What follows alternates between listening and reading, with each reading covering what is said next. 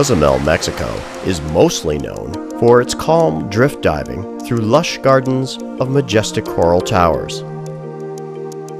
Divers of all skill levels have explored these reefs off the western side of the island for decades. But there's yet another side to this incredible dive paradise that in the past few divers have visited.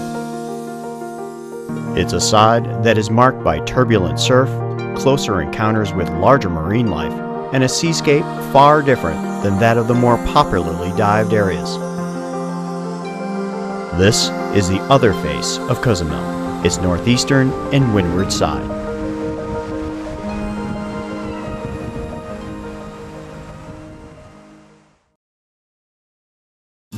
Despite being located close to the protective barrier of the Yucatan Peninsula, the island of Cozumel is surrounded and influenced by a number of oceanic forces that affect the diving environment. First, and most noticeable to divers, the island is enveloped in a south to north current of varying velocity, but normally less than 2 knots. Therefore, most of the diving around Cozumel is predominantly drift diving.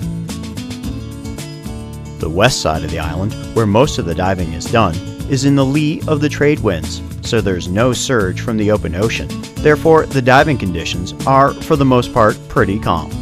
Most of the dive sites are located to the south of San Miguel within the Marine National Park, where all fish life is protected. And because this is where most of the diving is, it's also where you'll find most of the hotels, docks, and services that make it easy for dive operators to launch, store, and maintain a boat, as well as pick up and drop off divers. In contrast, the east side of the island is, for the most part, outside of the national park, has no docks, and is isolated from any maritime services. But most importantly, it's more distant from all of the island's medical services, all making the diving here more adventurous than routine. This side is also open to the Caribbean and normally has high surf and rough diving conditions.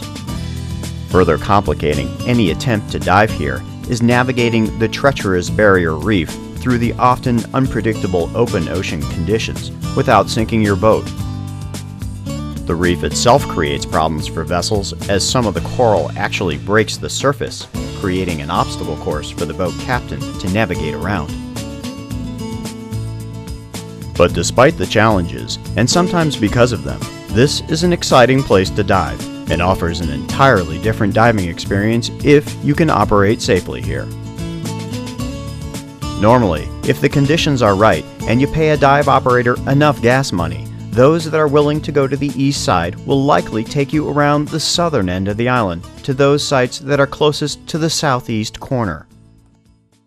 But our expedition will take us to the northeast corner, the most isolated area on the island. And here, far from the hotels, we'll create our own luxury accommodations. And since there are no docks nearby, launching our boats will require our own brand of ingenuity.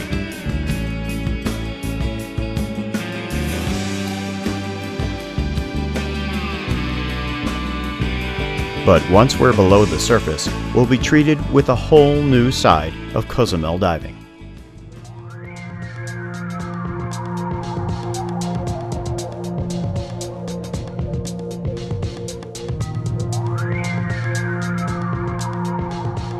Just like on the more popular west side, here we find caverns and tunnels formed out of the existing coral substrate.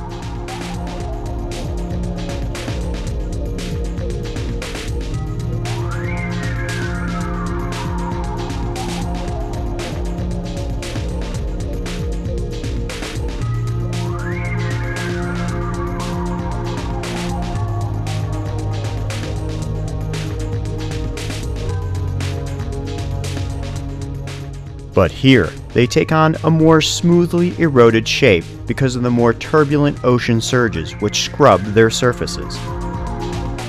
Side by side, it's easy to see how they vary from those on the west side, which have a more random relief, intertwined with more coral growth.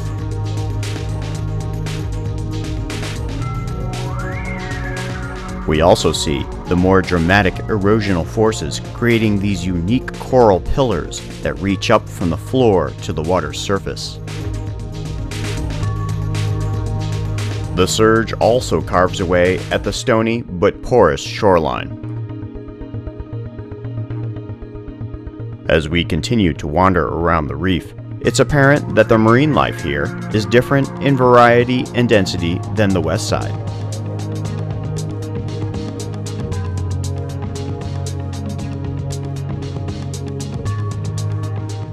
But out here, where the open sand is far too vulnerable a place, we find much of that marine life taking refuge in any available hiding place.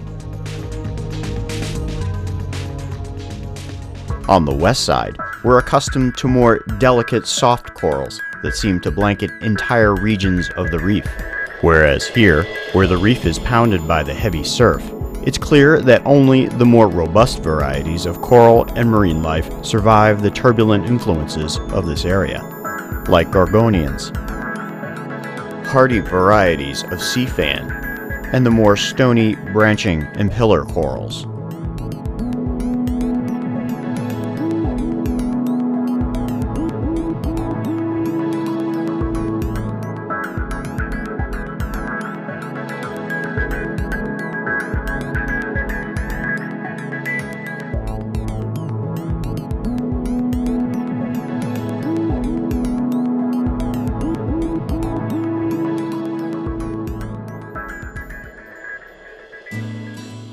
Out here, we also find less opportunity for deeper dives, as the ocean floor drops off more gently here than on the western side.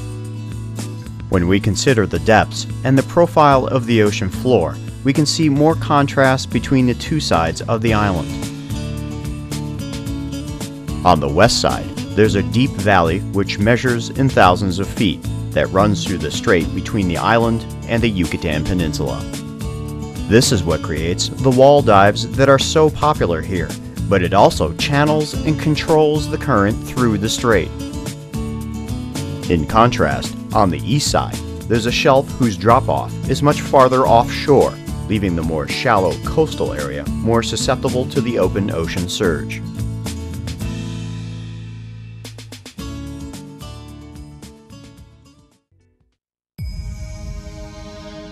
But it also creates a better hunting ground for sea life like this black-tipped shark that we're far less likely to see on the western side.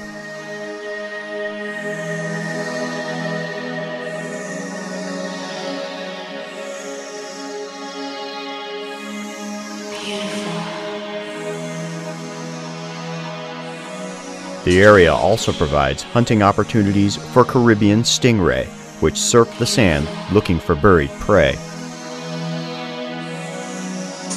As we wander farther from shore, we encounter large deposits of calcium carbonate, which are in the process of eroding and breaking down.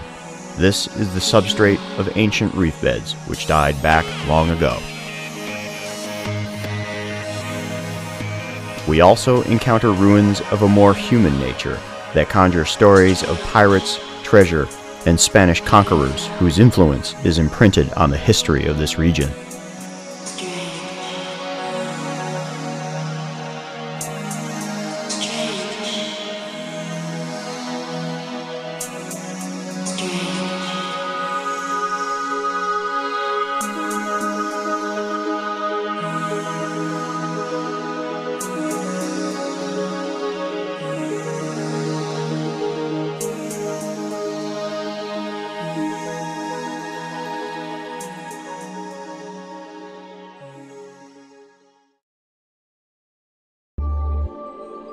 There are likely more treasures here to be discovered, but for now, the weather, the conditions, and its remote location restrict passage to the few that are willing to brave this windward side of Cozumel, Mexico.